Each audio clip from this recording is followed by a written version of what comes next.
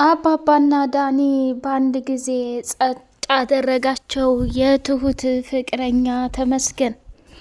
ስሚ አንቺ፣ እስከ ዛሬ ድረስ እኔ ተመስገን ምን ያህል ጨካኝና አረመኔ እንደሆንኩ አታውቂም መሰለኝ። ዝም ያልኩት እኮ ፈርቼ ሳይሆን እኔ በፍቅር ተስማምተን አንቺን ወደ ሀገሬ ይዤ ሄዳለሁ ብዬ አስቤ ነበር። አንቺ ግን ራስ ወዳድና አደገኛ ሰው ነሽ ትሁት። እንዴት ከኔ ጋር ብዙ ላሳለፍሽው ላይፍ አልቆጭሽና ላቃጥልሽ ብሎ ገና ነገ ጧት ጉልበትሽን መጠው በሚጨርሱ ሰዎች ላይ እንዴት ትቀይርኛለሽ ብሎ እጅጉን ተቃጠለ። ትሁት የአባባና የዳኒን ነገር መቋቋም አቅቷት ራሷን አሳበደች። ወይኔ ጉዴ! ምን አይነት ጉድና ፈተና ነው ያጋጠመኝ? ጭራሽ በመጨረሻ እንደዚህ መሆን አለብኝ እንዴ ብላ ራሷን መቆጣጠር አቃታት። አባባ በተፈጠረው ነገር ኤደን ደወለችለትና አባዬ ትልቅ ችግርና መስዋዕትነት መክፈል አለብን። ቲና እያወራች ያለችው ነገር በጣም ያስፈራል። ምንም ቢሆን ሩጠን ሂደን ልንደርስለትና ሩጠን ሂደን ዳኒ ልናተርፈው ይገባል። ቲና በስልክ ስታወራ ሰምቻታለሁ። የምትፈልገው ድርጅቱንና ቤቱን ካርታ አሳልፋ ወደ ትሁት ቤት የሰጠችው ያደረገችው ትሁት እንድትጠላና እኛ ከቤት ተማረን እንድናባራት ነው። አሁን ግን ልንደርስላት ይገባል ብላ ስደውልለት አባባም እየበረረ ሲመጣ ሰተት ብሎ ወደ ተመስገን ቤት ሲሄድ ተመስገንም ደግሞ ዳኒን እያሰቃየውና እየቀጠቀጠው ይገኛል። መካከል ላይ ገባና ዳኒን ለማትረፍ ዋጋና መስዋዕትነት ሲከፍል አባባ ተመስገን ደግሞ ያዘና አባባን በጩቤ አንጀቱን ሲለው ሂዶ ለጥ ብሎ ቀረ ማለት ነው። ትሁት የሁለቱንም ችግር መቋቋም አቅቷት ጭንቅላቷን ይዛ እያበደች ትገኛለች። በይተነሽ አሁን የምትፈልጊው ነገር ትልቁ ነገር እህትሽና የእህትሽ ልጅ የታገቱበት ቦታ አይደለ? ነይ ልውሰድሽ አለና ተሸክሞ ሲወስዳት እዛ ምንም እንደሌለና ወደ አገሩ እየነዳ እንደ ከብት ሊወስዳት ስለፈለገ ነው። ኤዱ ቲና ካፌ ላይ ቁጭ ብላ ስታወራ የነበረውን እያንዳንዱ ነገር ስለሰማቻት ወይኔ ጉዴ ትሁቴ ፈጣሪ ጠብቅሽ፣ ለካ ይቺ የተረገመችና የተመታች ምንም ነገር አንቺ ሳታደርጊ አሳልፋ ለመስጠት ፈልጋ ነው። እኔ እኮ በጣም ተገረምኩ። የሰው ልጅ ለሰው ገንዘብ ይሄን ያክል ርቀት ይሄዳል እንዴ? እረ ምን አይነቷ አሳማ ናት እያለች ኤዱ ብቻዋን ማውራት ጀመረች። ዳኒ ወደ ትሁቴ ዘንድ ተከትሎ ሲሄድ በጣም ፈርታ ነበር ኤዱ። እባክህ ዳኒ፣ እኔ ጥሩ ነገር የሚፈጠር አይመስለኝም። ራስህን ጠብቅ። ቢያንስ ነገሮቹ እየተባባሱ ከሄዱ ራስህን ለማምለጥ ሞክር። የዛ የትሁት ሰውዬ በጣም አደገኛና ከባድ ሰው ነው። ሁሌ እኔ በቃ እሱን አብረኸው እንድትሆን ከእሱ ጋር ጦርነት እንድትገጥም በጭራሽ አልፈልግም ነበረ። ግን ምን ይደረጋል፣ ለአባዬና ለትሁቴ ስል እኮ ነው ይሄን ነገር እያደረግኩ ያለሁት። ኤዱ ልትረጅኝ ይፈልጋለሁ ብሎ አለ። እሺ አለችና ውስጧ ደስተኛ ባይሆንም ተያይዘው ወደዛ ሲሄዱ ትሁቴም ወደ ተመስገን ጋር ሂዳ ነበር። ዳኒም ተከትሏት ሄደ። መጨረሻ ላይ እንግዲህ የተፈጠረው ነገር እጅግ እጅግ በጣም ነው የሚያስጠላው፣ የሚያሳዝነው። ትሁት በዚህ ልክ መሰቃየትና መቃጠል የለባትም። አሁን ይዤሽ እወጣለሁ እያለ ልብሱን ከቆጣጠረ በኋላ ቲና እንግዲህ ትሁት ከዛ ከቤት ወጥታ ተመስገን ወደ ሀገሩ ይዟት እንዲሄድ ያመቻቸችለት እሷ ነበረችና ይገርማል፣ ያሳዝናል። ከዛ በሉ እናንተ ተነጋገሩ፣ እኔ ጉዳይን የጨረስኩ ይመስለኛል እያለች እንትን ማለት ጀመረች። ተመስገን ደግሞ ትሁቴ ቁጭ በይና ያለውን ነገር እያወራን ያለውን ነገር ከተስማማን እኔና አንቺ ያለምንም እንትን አንድ ላይ መኖር እፈልጋለሁ እያለ አላት። ሰላም ሰላም ሰላም! ውድ የተከበራችሁ የሌላ ኤንድ የመሐመድ ቤተሰቦች እጅግ በጣም ተወዳጁና በጉጉት ስንጠብቀው የነበረው የትሁት ድራማ እንደቀጠለ ይገኛል። ቻናሉን ላይክ፣ ሰብስክራይብ እያደረጋችሁ ለምታበረታቱን ውድና መልካም ቤተሰቦቻችን እናመሰግናለን። ትሁቴ በመጨረሻ የማትወጣው ተራራ አጋጥሟታል። እሱ ምንድን ነው? ዳኒ እሷን ሊያተርፍና ሊያድናት ሲመጣ መጨረሻ ላይ ግን ያየውን ነገር ማመን አቅቶት በተመስገን እጅ ለጥ አደረገው። አባባም ደግሞ ትሁቴን ለማትረፍ እየበረረ ሲመጣ እሱንም ደገመለት። ተመስገን እጅግ በጣም ጨካኝና ኃይለኛ ሰው ሆኗል። አባባ ትሁቴ ላይ ከባድ ጥርጣሬ አድሮበታል።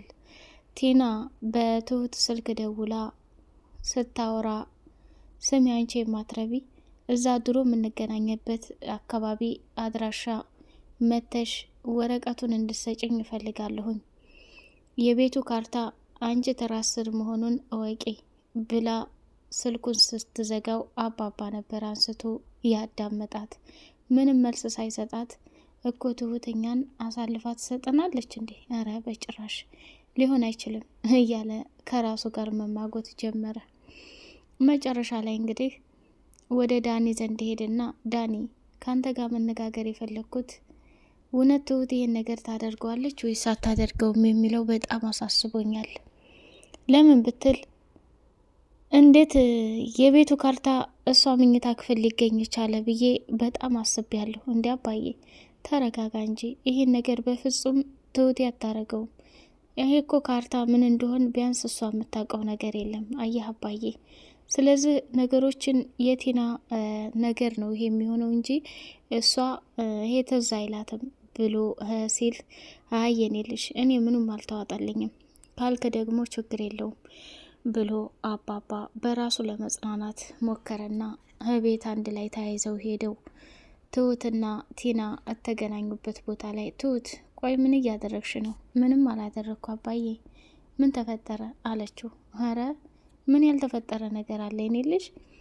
ቆይ ነገሩ ወዴት እያመራ ነው ብሎ ሲላት የምኑ ነገር ብላ ስትል አይ እንግዲህ ትሁት አንቺ ከቲና ጋር አሳልፈሽ ለመስጠት አስበሻል እንዴ ብሎ ሲላት አረ በጭራሽ አባዬ፣ ቆይ አንተ እንዴት ይህን ታደርጋለህ ብለህ ታስባለህ? እሺ እንደዛ ካላሰብኩኝ ወረቀቱ ለምን አንቺ ጋር ተገኘ ነው የኔ ጥያቄ ብሎ ያዛት። ከዛ እኔ እንዴትም እንደሆነ የማውቀው ነገር የለም ግን እንዴት ብዬ እናንተን አሳልፌ ልሰጥ እችላለሁ ብላ አፈጠጠችበት። መጨረሻ ላይ ትሁት አሁን እህትሽ ታግታለች ከነ ልጅሽ ብለዋል አይደለ? አሁን አንቺ ቀጥ ብለሽ ሰጥ ለጥ ብለሽ የሚመጣውን ነገር ለመቀበል ትሄጅና እውነት እህትሽ ከታገተች እና እህትሽ በህይወት ካለች ያለውን ነገር የምናይ ይሆናል። ካልታገተኝ ደግሞ በሆነ ምክንያት እንድትመጪ እናደርጋለን ብሎ አለ። ዳኒም በአባባ ሀሳብ ተስማማና ትሁቴም ኮተቷን ይዛ ከቤት ወጣች። ከቤት ስትወጣ ለቲና ደወለችለትና የት ነው የደበቅሻት እህቴን? እኔ ከቤት ወጥቻለሁ ቲና እባክሽ አታርክሚኝ፣ እኔ በእህቴ ምንም የምችልበት አቅም የለኝም አለቻት። እሽ የት ካፌ ነሽ? እዚህ ካፌ ብላ ስትል ቲናም ደግሞ ከተመስገን ጋር ሁና ነበርና አሁን እቅዳችን ሊሳካ ነው፣ ጨርቄን ማቄን ኮተቴን ሳትል ይዘህ ሁልቅ በል፣ የምፈልገው ይሄን ነው። ከዛ በኋላ ያለውን ደግሞ ራሴ ይጋፈጣለሁ። እስካሁን እቅዶችን እያበላሸችብኝ ያለችው ትሁት ብቻና ብቻ ናት። በነጻነት እኔ ብዙ የምሰራ ሰው ነኝ አለችው። እሽ አሁን ትሁት የት ናት? ካፌ ናት እና እኔ መሄድ ያለብኝ ብሎ ሲላት አንተ ምን ልታረግ ትሄዳለህ? ተመስገን ያዝነው እኮ ስራ እንጂ የፍቅር እንትን ማለት አይደለም። ትሁት ያንተ ብቻና ብቻ ከሆነች ዛሬም ነገም ራስህ እንደፈለክ ማድረግ ትችላለህ። አሁን ላይ ግን እዛ ካፌ ልሄድና አንተን ካየችሽ ስለማትል ነይ እህትሽ የታገተችበትን ቦታ ላሳይሽ ብዬ እዛ አመጣታለሁ። አንተ ደግሞ እኔ ነኝ ያገትኳት ብለህ እታገተችበት ቦታ ልውሰድሽ ትልና እጅህ ገባች ማለት ነው። በቃ ጨዋታውን እዝጋን ጨርሰው ብላለችው። ተመስገንም ምንም አማራጭ ስለሌለው የቲናን ሀሳብ ተቀበልና እሺ ተስማምቻለሁ፣ እስካሁን ሳላውቅም አውቄም ብዙ ነገር አድርጌልሻለሁ፣ ካሁን በኋላ ግን ከአንቺ ጋር የምቀጥልበት አንድም ነገር የለኝም ብሎ ቆርጧን ነገራት። ቲናም ወደ ትሁቴ ዘንድ ሄደችና እሺ የኛ ሞልቃቃ ተቤት እመቤትነት ወደ ጎዳና መውጣት ምን ያህል ከባድ እንደሆነ አልቀመሹም መሰል። እሺ ተሳካልኝ። እኔ እኮ ብዙ ጊዜ እኔና አንቺ አንድ ላይ ሆነን እንስራ፣ ትጠቀሚያለሽ፣ ችግርሽን ታራግፊያለሽ ብዬሽ ነበር ቲና። አሁን እኔ ያንቺን ተረት ልሰማ ሳይሆን ያንቺን ወሬ ላዳምጥ ሳይሆን እህቴን ያረግሽባት ቦታ ንገሪኝ ብላ አፋጠጠቻት።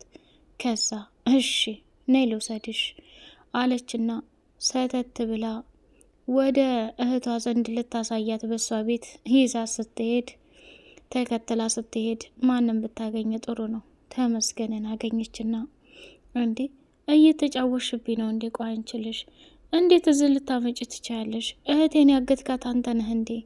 ምን አይነት ጭካኔ ነው? አሬ እናንተ ሴት ተለየ ነው እያለች መመረርና መሰላቸት ጀመረች። ተመስገን እንግዲህ ትሁቴን ሲያይ በደስታ ተሞላና እናቴ እማዬ መጣሽልኝ እያለ ማቆመጣጠል ጀመረ። ከዛ ቁጭ አደረጋትና ቁጭ በይ እኔም ልብሴን ልሰብስብና ተያይዘን እንሄዳለን። አሁን ላይ ግን ምንም ማለት አይገባም እሺ አላት። እባክህ እኔ እህቴ ምንም እንዳትሆንብኝ በጣም ፈርቻለሁ እያለች መለማመጥ ጀመረች። አትፍሪ፣ ሁላችንም አሁን ቀጥ ብለን የምንሄደው ወደ እህትሽ ጋር ነው። እስከዛው ድረስ ግን ነይ ቁጭ በይና እረፍት አድርጊ አላት።